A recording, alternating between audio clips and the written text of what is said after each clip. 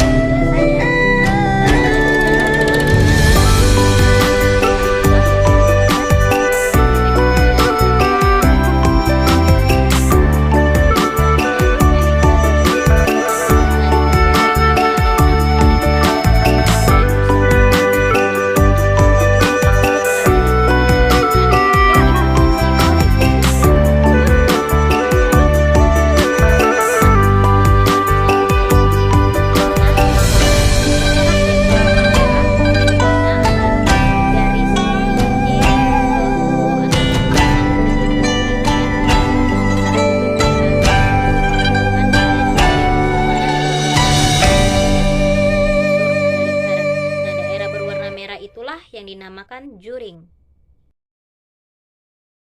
Nah, selanjutnya kita akan masuk ke perhitungan pada lingkaran. Nah, yang pertama itu ada keliling lingkaran dan yang kedua ada luas lingkaran.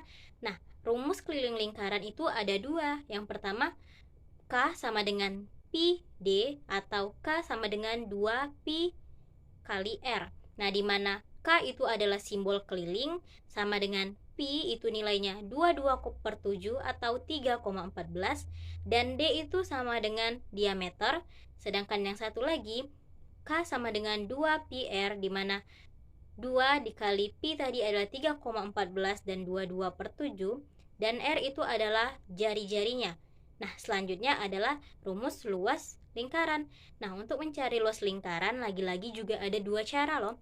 Yang pertama adalah luas sama dengan pi R pangkat 2, di mana pi tadi adalah 3,14 atau 22/7 dan R itu adalah jari-jari, di mana untuk mencari luas jari-jarinya dipangkatkan 2 atau kuadrat.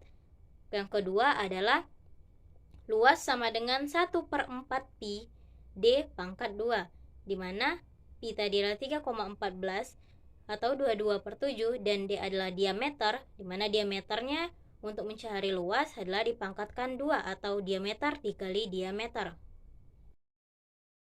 Nah, untuk selanjutnya kita akan langsung masuk saja ke contoh keliling dan luas lingkaran. Nah, pada soal di samping saya ini ada contoh keliling dan luas lingkaran. Yang pertama adalah contoh keliling.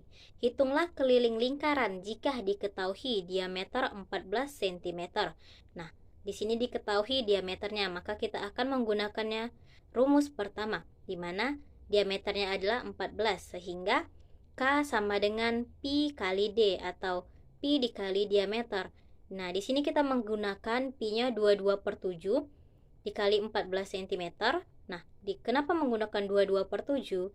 Itu dikarenakan diameternya, jumlah diameter atau ukuran diameternya itu adalah kelipatan dari 7, sehingga memudahkan kita dalam perhitungan. Nah, selanjutnya contoh kedua yaitu menghitung luas lingkaran.